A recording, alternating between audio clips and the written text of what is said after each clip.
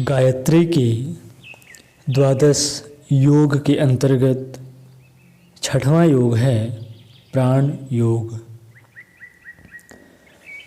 भर्ग पद से ज्ञात होता है कि भर्ग की साधना प्राण योग से होती है। उस भर्ग साधना से प्राण वश में हो जाते हैं, तब मनुष्य सब कुछ प्राप्त कर लेता है। भर्ग शब्द द्वारा प्राण योग की ओर संकेत किया गया है। भर्ग तेज को कहते हैं। प्राणी का तेज प्राकट्य उसका प्राण ही तो है। प्राण की प्रमुखता होने के कारण ही प्राणी शब्द बना है। जिस प्राणी में प्राण की जितनी अधिक मात्रा है, वह उतना ही विशेषता युक्त, पराक्रमी, श्रेष्ठ, उन्नत एवं महान होता है। जिसमें प्राण की मात्रा जितनी न्यून है, वह उतना ही निर्बल, निकम्मा, आलसी एवं गिरे दर्जे का होगा। प्राण शक्ति को बढ़ाने का अर्थ है उस दिव्य तत्व को अपने अंदर भरना, जिसके द्वारा मनुष्य की शक्तियाँ अनेक दिशाओं में विकसित होती हैं। प्राण को जीवनी शक्ति भी कहते हैं। इसके द्वारा आयु का घटना और बढ़ना हो सकता है। मृत्यु को दूर हटाया जा सकता है। भीष्म पितामह 6 मास तक मृत्यु को दूर हटाते रहे थे। प्राणवान व्यक्तियों की संतान सुंदर, स्वस्थ, सतेज, कर्मशील और दीर्घजीवी होती है। निर्बल प्राण वाले मनुष्यों का वीर्य अधिकतर निष्फल हो जाता है। यदि किसी प्रकार उससे गर्भ की स्थापना हो भी जाए तो संतान कुरूप, अंगभंग, रोगी, आलसी, मूर्ख और अल्पजीवी होती है। प्राणवान की प्रमुख पहचान उसकी तेजस्विता है। जिसमें प्राण की मात्रा अधिक है, उसका चेहरा चमकता रहेगा। वाणी में बल, दृढ़ता और प्रभावशीलता होगी। विचारों में व्यवहारिकता और दूरदर्शिता मिलेगी। कार्यशैली में गंभीरता होगी। धैर्य, साहस, स्थिरता और सहनशीलता की विशेष मात्रा उसके स्वभाव में पाई जाएगी।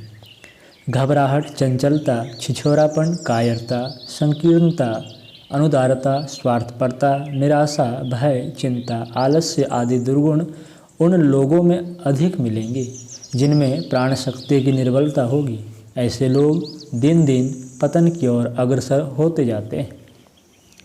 जीवन के प्रधान तत्व प्राण की अभिवृद्धि और परिपुष्टता के लिए गायत्री मंत्र के अंतर्गत भर्ग शब्द में आदेश किया गया है। प्राण की वृद्धि के लिए प्राणायाम की साधना सर्वश्रेष्ठ है। सात्विक और नियमित आहार, व्यवस्थित दिनचर्या, निश्चित मन, प्रसन्नचित्त, ब्रह्मचर्य, ये सभी बातें प्राण शक्ति को बढ़ाने वाली है।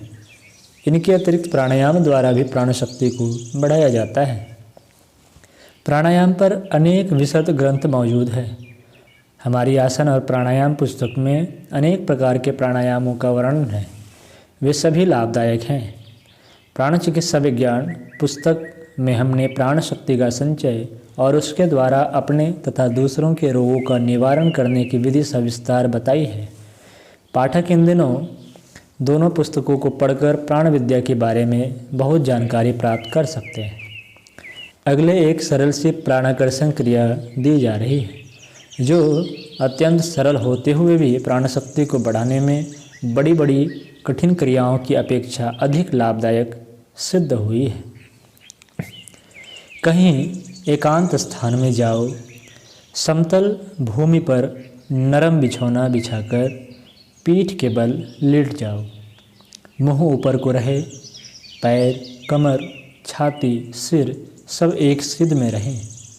दोनों हाथ सूर्य चक्र पर, अर्थात आमाशय का वह स्थान जहाँ पसलियाँ और पेट मिलते हैं।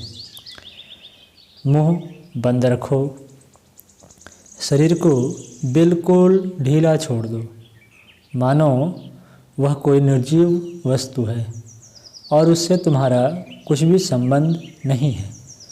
कुछ देर शिथिलता की भावना करने पर शरीर बिल्कुल ढीला पड़ जाएगा।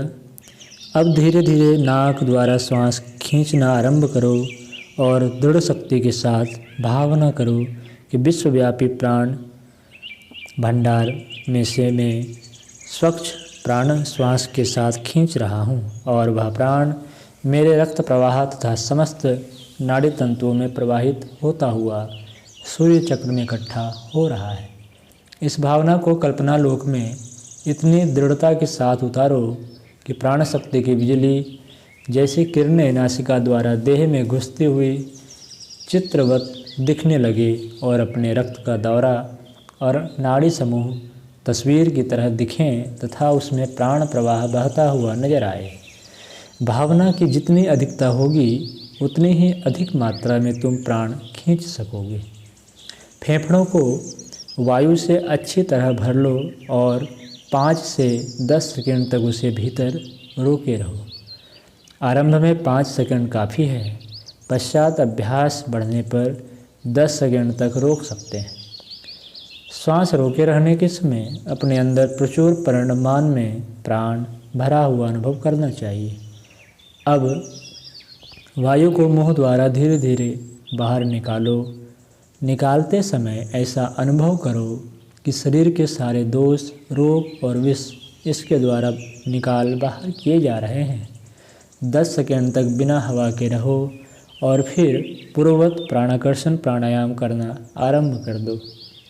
स्मरण रखो कि प्राणाकर्षण का मूल तत्व सांस खींचने छोड़ने में नहीं, वरन आकर्षण की उस भावना में है जिसके अनुसार अपने शरीर में प्राण का प्रवेश होता हुआ चित्रवत दिखाई देने लगता है। इसी प्रकार की श्वास प्रश्वास की क्रियाएं 10 मिनट से लेकर धीरे धीरे आधा घंटे तक बढ़ा लेनी चाहिए। श्वास द्वारा खींचा हुआ प्राण सूर्य चक्र में जमा होता जा रहा है, इसकी विशेष रूप से भावना करो। यदि मुंह द्वारा श्वास छोड़ते समय आकर्षित प्राण को छोड़ने की भी कल्पना करने लगे तो वह सारी क्रिया व्यर्थ हो जाएगी और कुछ भी लाभ न मिलेगा। ठीक तरह से प्राणाकर्षण करने पर सूर्य चक्र जागृत होने लगता है। ऐसा प्रतीत होता है कि पसलियों के जोड़ का आमाशय के स्थान पर जो गड्ढा है वहाँ सूर्य के समान एक छोटा सा प्रकाश बिंदु मानस नेत्रों से दिखने लगा है। यह गोला आरंभ में छोटा, थोड़े प्रकाश का और धुंधला मालूम देता है, किंतु जैसे जैसे अभ्यास बढ़ने लगता है वह साफ, स्वच्छ, बड़ा और प्रकाशवान होता जाता है। जिनका अभ्यास बड़ा चढ़ा है उन्हें आंखें बंद करते ही अपना सूर्य चक्र साक्षात सूर्य की तरह तेज पूर्ण दिखाई देने लगता है। यह प्रकाशित तत्व सचमुच प्राण शक्ति है।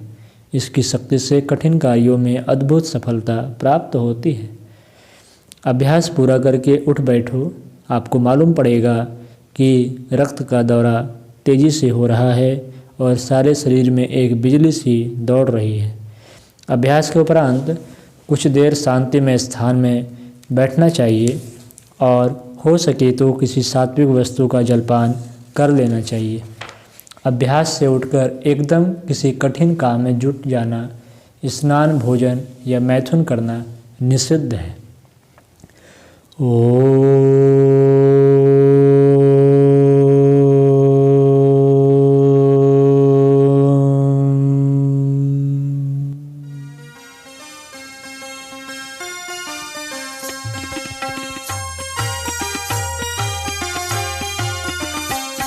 चलो गुरुदेव के सपने सजाने की शपथ ले लें। चलो गुरुदेव के सपने सजाने की शपथ